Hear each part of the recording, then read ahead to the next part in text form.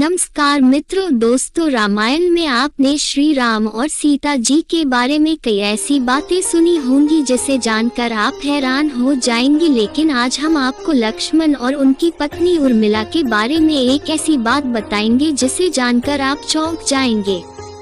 दरअसल कहा जाता है कि जब हनुमान जी लक्ष्मण जी के लिए संजीवनी लेकर वापस आ रहे थे, तब रास्ते में उनकी मुलाकात भरत जी से हुई।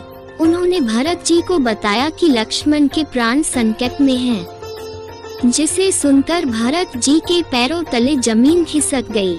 लेकिन जब हनुमान जी ने ये बात उर्मिला को बताई तो वो जोर जोर से हंसने लगी।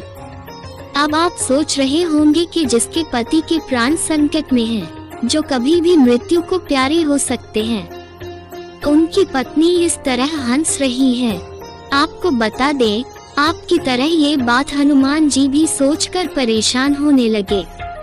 आखिर में जब उनसे नहीं रहा गया तो उन्होंने देवी उर्मिला से पूछ ही लिया, माता, मैंने आपको इतनी दुख भरी खबर सुनाई है, लेकिन आप परेशान होने की बजाय हंस रही है। तब देवी उर्मिला ने उनसे कहा, हनुमान, आपने बताया कि मेरे पति श्री राम की गोद में मूर्छित लेटे हैं। अब जो त्रिलोकपति श्रीहरि की गोद में लेटा हो, भला उसके प्राणों पर संकट कैसे आ सकता है, जिनकी रक्षा के लिए स्वयं महादेव के रुद्र अवतार संजीवनी लेने जा रहे हो। ऐसे में मुझे मेरे पति की मृत्यु की खबर कैसे परेशान कर सकती है? जब पूरी सृष्टि ही उनके इशारों पर चलती है, तो आपके संजीवनी ले जाने से पहले सूर्य देव कैसे निकल सकते हैं? आप चाहे तो यहाँ कुछ देर आराम कर सकते हैं, क्योंकि मुझे पूरा विश्वास है मेरे पति न सिर्फ मृत्यु को हराएंगे, बल्कि दुष्ट मेघनाथ का वध भी करेंगे। ये बात सुनकर हनुमान जी चौंक गए। उन्होंने देवी उर्मिला के त्याग, स्नेह और अखंड पतिव्रत को प्रणाम किया और फिर लक्ष्मण जी को बचाने संजीवनी लेने निकल गए। अब आपको उर्मिला के पति प्रेम से जुड़ी एक और रोचक बात बताते।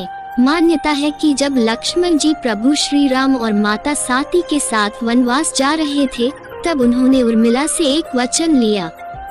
वचन ये था कि चाहे परिस्थितियां कितनी विपरीत क्यों न हो, चाहे जो संकट आ जाए, आप रोएंगी नहीं।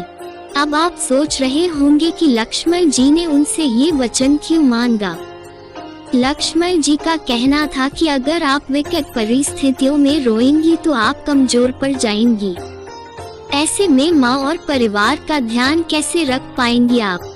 क्या आप जानते हैं, अपने पति को दिए इस वचन को निभाने के लिए उर्मिला न तब रोई जब लक्ष्मण जी वनवास जा रहे थे, और न ही तब रोई जब अयोध्या के राजा दशरथ यानी उनके ससुर जी का स्वर्गवास हुआ था। यहाँ तक कि लक्ष्मण जी के मूर्छित होने की खबर सुनकर भी उनकी आंख में एक आंसू तक नहीं आया था। इतना ही नहीं, लक्ष्मण जी अपना कर्म अच्छे से कर सके, इसलिए जब तक लक्ष्मण वनवास में रहे तब तक उर्मिला अयोध्या में सोती रही। यानी कि 14 साल तक उर्मिला अपने पति का साथ देने के लिए सोती रही।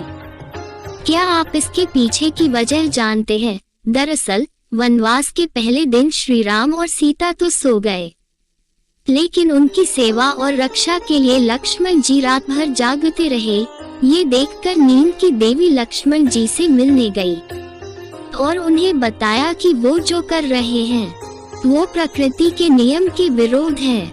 इस पर लक्ष्मण जी ने उन्हें समझाया और कहा कि वो 14 साल तक के लिए उन्हें अकेला छोड़ दें, यानी कि 14 साल तक उन्हें नींद न आए, ताकि वो अपने भैया और भाभी की सेवा कर पाएं। इस पर निद्रा की देवी ने उन्हें बताया कि ऐसा नहीं हो सकता है, ऐसा करना सृष्टि के नियम से खिलवाड़ करने जैसा होगा।